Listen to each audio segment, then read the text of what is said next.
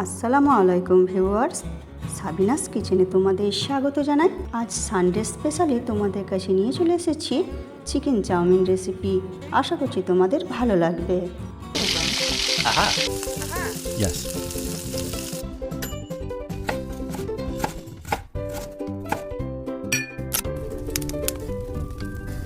Wow!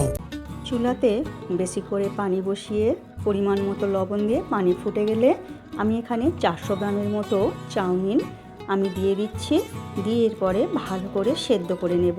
সেদ্ধ করে নিয়ে পানি ঝরিয়ে নিয়ে ভালো করে চাউমিনটা ঠান্ডা পানি দিয়ে ধুয়ে নেব। এখানে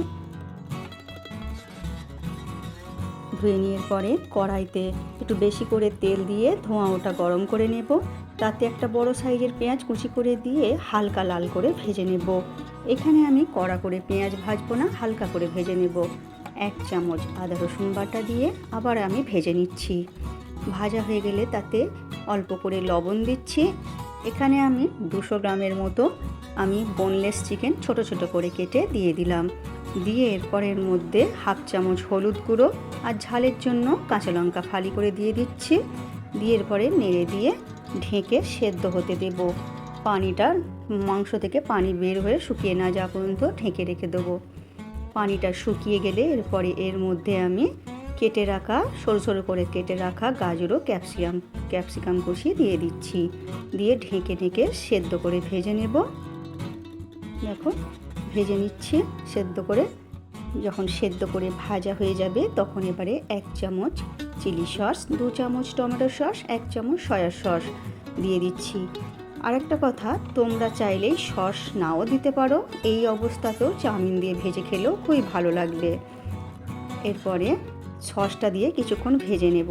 কাঁচা অবস্থায় চাউমিনটা দিলে খেতে অতটা ভালো লাগবে না, তাই সসটা চাউমিনের সঙ্গে কিছুক্ষণ ভেজে নেবে। এরপর চাউমিনটা দিয়ে তাতে 1 চামচ মিট মশলা গুঁড়ো, 1 চামচ গোলমরিচের গুঁড়ো দিয়ে দিচ্ছি। দিয়ে এরপরে এবারে পরিমাণ মতো লবণটাও দিয়ে দিয়েছি। দিয়ে এরপরে নেড়ে চেড়ে লো টু মিডিয়াম আঁচে নেড়ে চেড়ে আমি বেশ একটু হাতে সময় নিয়ে ভেজে নেব। চাউমিন লো টু মিডিয়াম আঁচে যত ভালো ভাজা হবে তত খেতে ভালো হয়, তাই তোমরা একটু ধৈর্যের সাথে চাউমিনটা ভেজে নেবে। এরপর আমি 1 চামচ চিনি দিয়ে দিচ্ছি। যে কোনো চাইনিজ খাবারে একটু চিনি দিলে খুবই ভালো লাগে আর স্বাদটাও ব্যালেন্স হয়ে যায়। তোমরা অবশ্যই চিনিটা দেওয়ার চেষ্টা করো। এটা মিষ্টি লাগবে না, কিন্তু খেতে ভালো লাগবে। এরপর আবার আমি কিছুক্ষণ ভেজে নেব।